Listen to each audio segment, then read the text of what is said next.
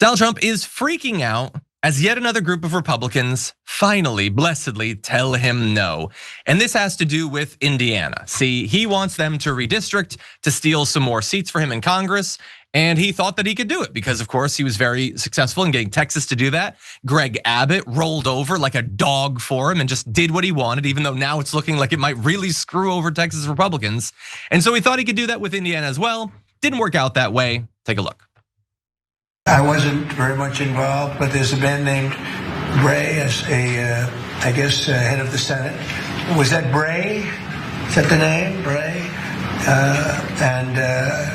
I mean, I'm sure that whenever his primary is, it's I think in 2 years, but I'm sure he'll go down. So that's Donald Trump, who's so mad that he wants the guy 2 years from now when Trump might not even be around. He might not even be alive at that point. But it's important to him that that guy lose for being principled, or not even principled. They're not doing it for principle. They're doing it because pragmatically they know that trying to squeeze out more seats really might not work out for the Republicans if the polls keep moving the direction that they are.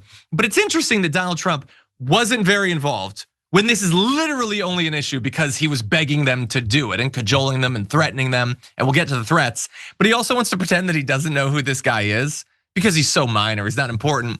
He was Truth Social messaging around him saying, a Rhino State Senator Roderick Bray, who doesn't care about keeping the Capitol and majority in the House, is the primary problem. Soon he will have a primary problem, as will any other politician who supports him in this stupidity.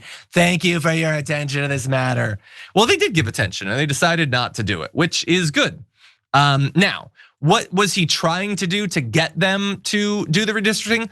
Well, according to Heritage Action, he was telling them that if the Indiana Senate fails to pass the new map, all federal funding will be stripped from the state, which obviously hurts a lot of Democrats, but it also hurts a lot of Republicans just because they won't gerrymander more for him. Now, look, we're now months into this. We've been through California, we've been through Texas, so much of this is normalized now. But Brett, if this had been Biden or Obama or George W. Bush that had done that, this would be one of the wildest scandals of the year, right? Him threatening to take all funding from a state because they won't gerrymander to give him more seats. That's crazy, man. Yeah, it's some of the reasons that folks gave for it were like, so CNN has this one article I read where they were like, here's all the reasons that the senators said no to the redistricting. And it's like, yo, you called a guy the R word and that's mean. Yeah. And it's like, I get it. This is the first time you've realized this guy is mean. A lot of them are like, you're basically doing this and I'm getting swatted. And that's not good. Another reason that they probably are doing it is like, well, will I lose my seat in this gerrymander? Like, that's my job. I mean, that would only affect specific ones, but yeah, it's a huge deal. Like, we've literally never done this. And the thing is, we usually only gerrymander every 10 years. Yeah. That's what we do. Now we're gerrymandering like whenever Trump realizes he's gonna lose. Now, most people in that scenario would say, maybe I should do policies that lead to my party getting more confidence in it and people electing more folks in my party so we can keep executing my legislative agenda. But Trump doesn't want to do that work. He's gotten ahead in life by dodging the tax code, cheating on it, all kinds of stuff, and trying to weasel his way into things. And that's what this is.